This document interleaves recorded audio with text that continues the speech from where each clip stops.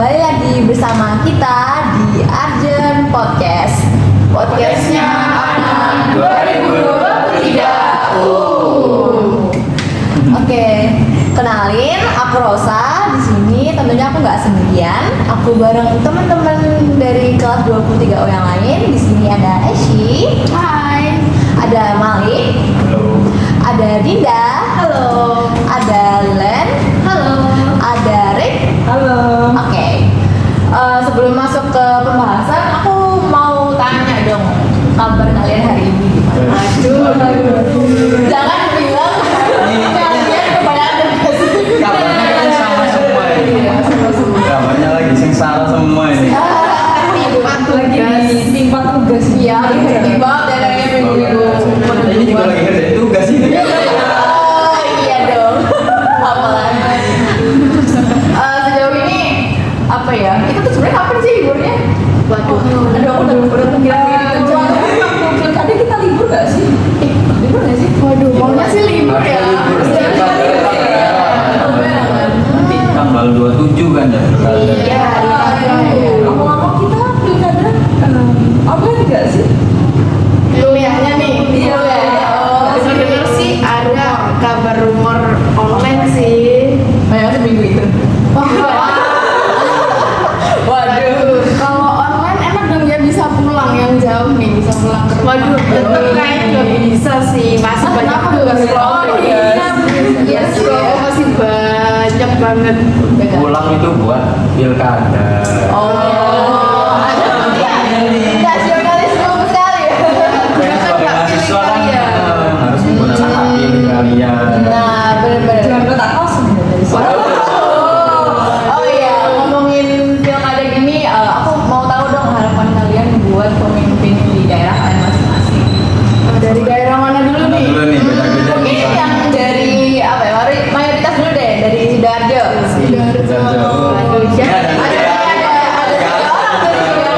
Mungkin dari Mas Malik bisa mewakili Sidoarjo. Aduh, gimana ya, Sidoarjo ini udah terkenal soalnya. Terkenal hat-trick korupsinya. Emang gimana ya, kayak sampai jatuhnya aib juga sih jadi bagi Sidoarjo gitu kan, udah 3 kali hat-trick kasusnya kayak gitu. 3 kali? Bupatinya itu 3 kali dari tahun berapa ya, pokoknya dari 3 tahun sebelumnya itu udah korupsi sampai yang terakhir ini. Jadi ya mungkin harapan aku perwakilan dari Sidoarjo ya, dari yang 3 kali harapannya ya semoga yang tahun ini tuh lebih baik, tahun depan ini tuh lebih baik, gak yang Menghilangkan tradisi korupsi. udah cukup lah di hat-trick ini, udah capek gitu loh.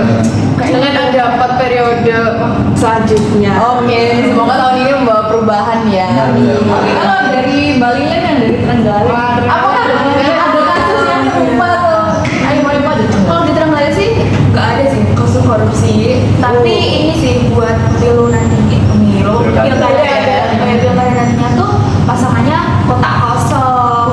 Kenapa tuh? Kayaknya nih Surabaya nih kotak kosong.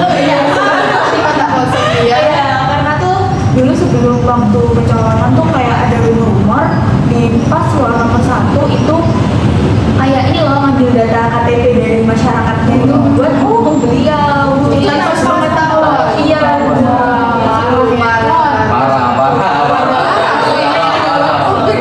Apa Mbak Lina kena data juga? Oh enggak.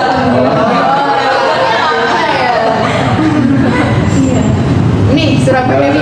Surabaya gimana ya, apalagi kan wali kota Surabaya ini kan terkenal dengan 2 periodenya ya, jadi mungkin di pilkada kali ini akan kotak kosong lagi. Berarti sama-sama ya. Harapannya semoga wali kota yang melanjutkan lagi ini supaya lebih Amanah ya. lebih memfokuskan kepada masyarakatnya, aduannya juga lebih ditingkatkan dan diperhatikan lagi. Nah, terakhir. Nganjuk. Oke, kalau Kak sendiri tuh sebenarnya di Nganjuk pernah sih ada kasus korupsi gitu, tapi ya itu kayak di periode sebelumnya, terus akhirnya bupatinya itu digantikan. Terus kalau untuk harapannya sih, kalian pasti tahu nggak sih yang waktu apa sih rame-rame debat gitu kayak ya pokoknya harapannya pemimpin di tahun ini bisa apa ya lebih kompeten gitu lah. Dan tentunya pasti nggak korupsi ya. Jadi sih Kayaknya korupsi ini udah mendarah daging, bahkan nggak di satu daerah aja di Indonesia. korupsi ya.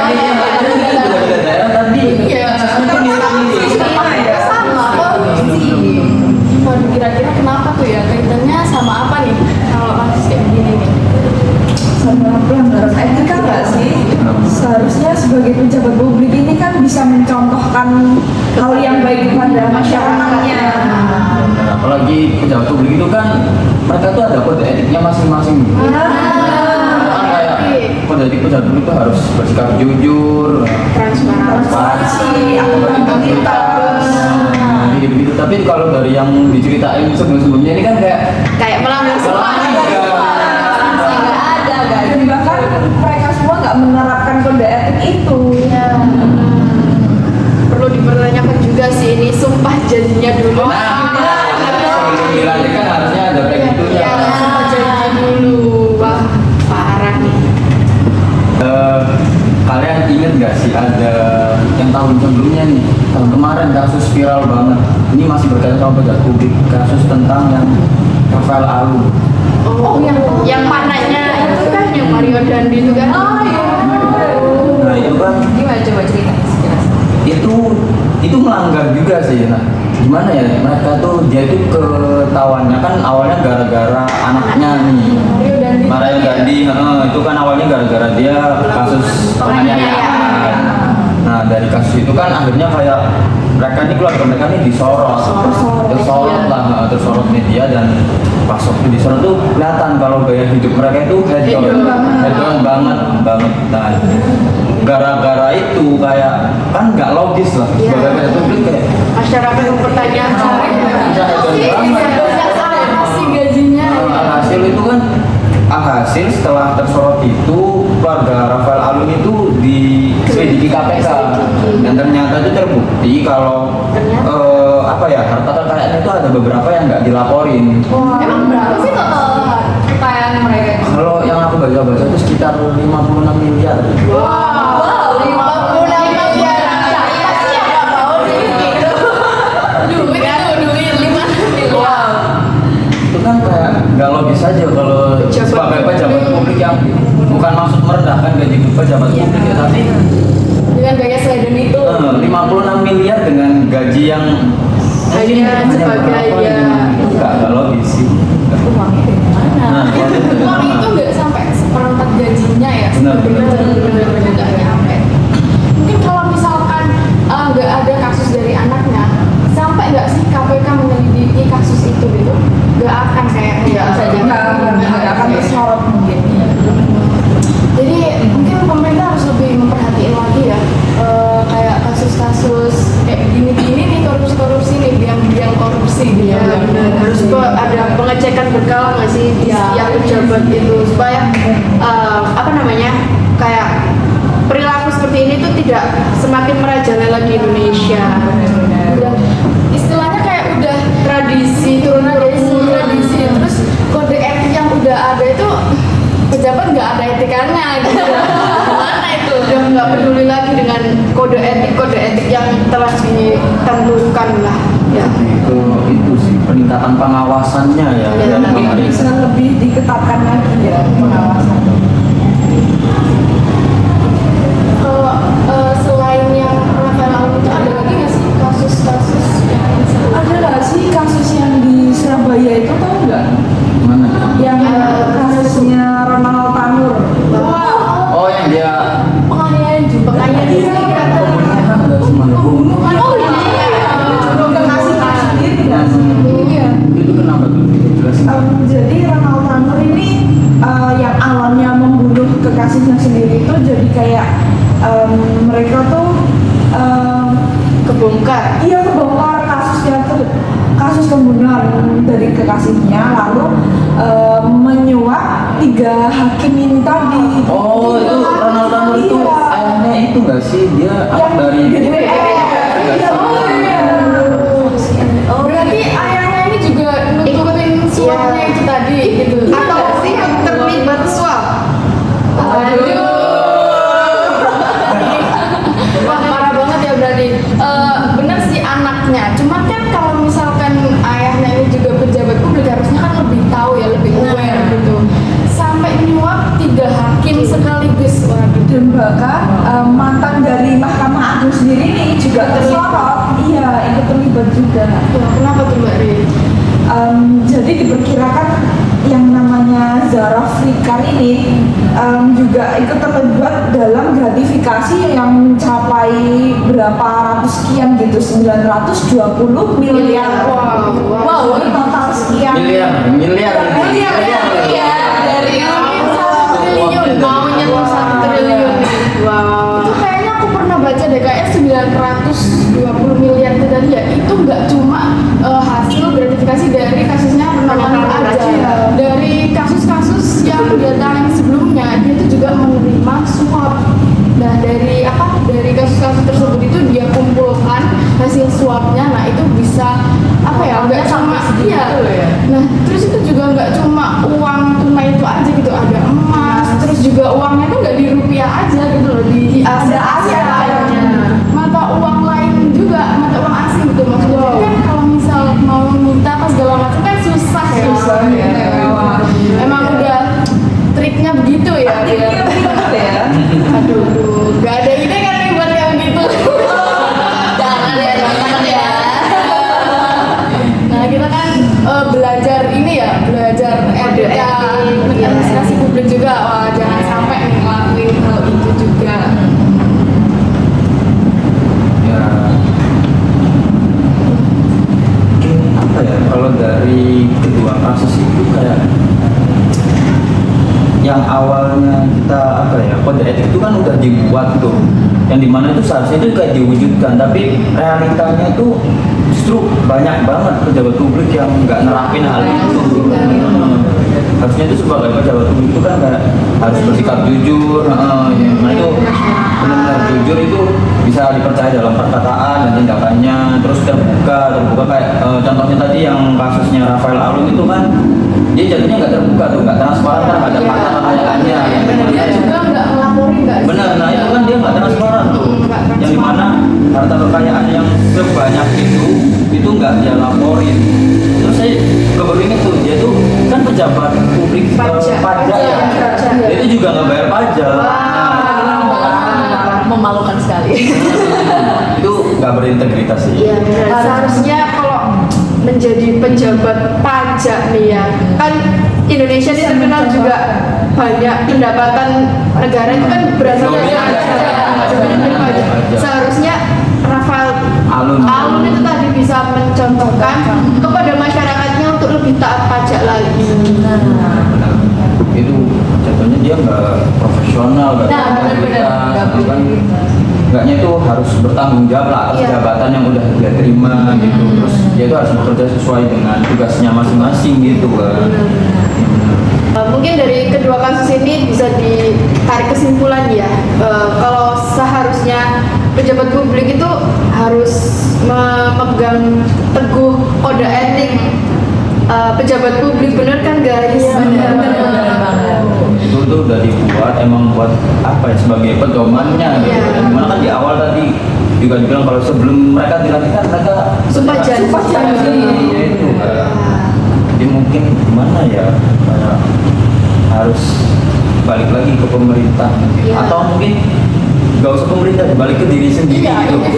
Individunya sendiri harus mempunyai integritas yang kuat guys, karena sebelum mendaftar atau mencalonkan menjadi pejabat publik itu kan juga tahu apa yang harus dilakukan. Pejabat publik kan juga bekerja untuk negara, bukan bekerja untuk kepentingan pribadi. Nah ini kan namanya aja pejabat publik ya, kalau mereka tuh nggak Kepentingan publik itu buat apa? yang mereka itu merugikan banyak pihak gitu loh.